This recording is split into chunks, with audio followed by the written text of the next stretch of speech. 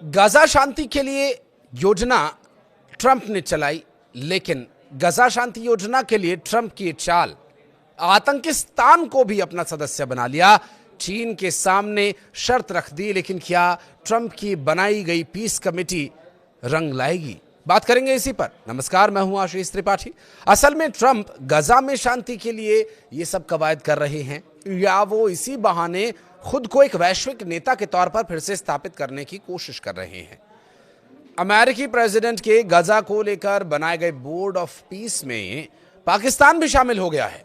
पाकिस्तान के उप प्रधानमंत्री और विदेश मंत्री इशाक डार ने इस बात की पुष्टि की, बताया कि गाजा शांति योजना के समर्थन में यह फैसला लिया गया है। और पाकिस्तान के विदेश मंत्रालय ने भी बुधवार को बयान जारी कर बताया कि देश ने अमेरिकी राष्ट्रपति डोनाल्ड ट्रंप के बोर्ड ऑफ पीस में शामिल होने का न्योता स्वीकार कर लिया है।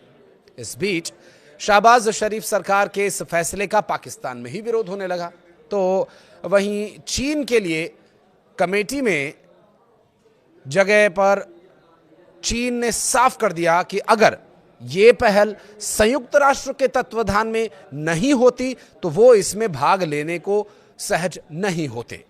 यानी साफ उनका मानना था कि अगर यूएन की इसमें भागीदारी नहीं होती तो फिर वे इसमें हिस्सा नहीं लेते। और साथ ही चीन ने एक बार फिर से बात को दोहराया कि वो संयुक्त राष्ट्र को केंद्र में रखने वाली अंतर्राष्ट्रीय व्यवस्था के प्रति अपनी दृढ़ प्रतिबद्धता पर कायम है।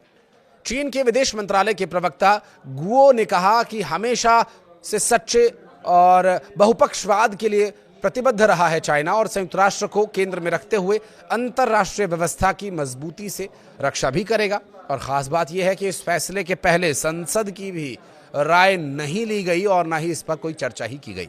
साथ ही इस बोर्ड की अध्यक्षता आजीवन खुद ट्रंप ही करेंगे।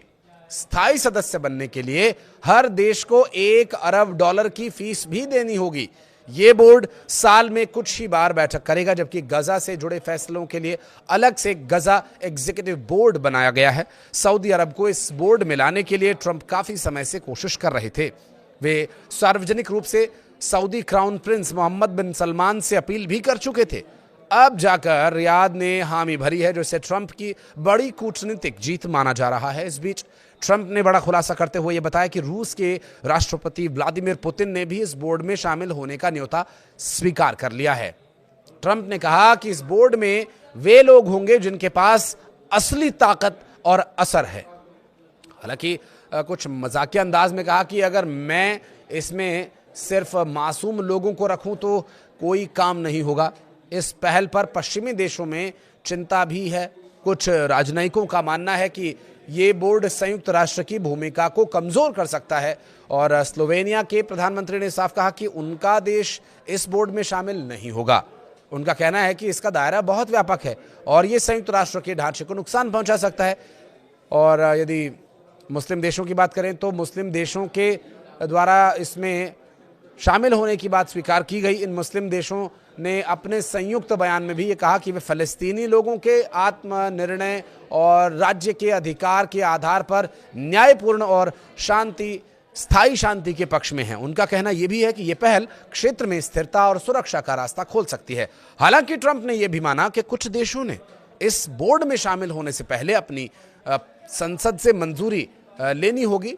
उन्होंने दावोस में मिस्र के राष्ट्रपति से मुलाकात के दौरान कहा कि कई और देश भी इसमें जुड़ना चाहते हैं, यहां तक कि वे देश जिन्हें अभी औपचारिक न्योता तक नहीं मिला है वे भी इसमें शामिल होना चाहते हैं।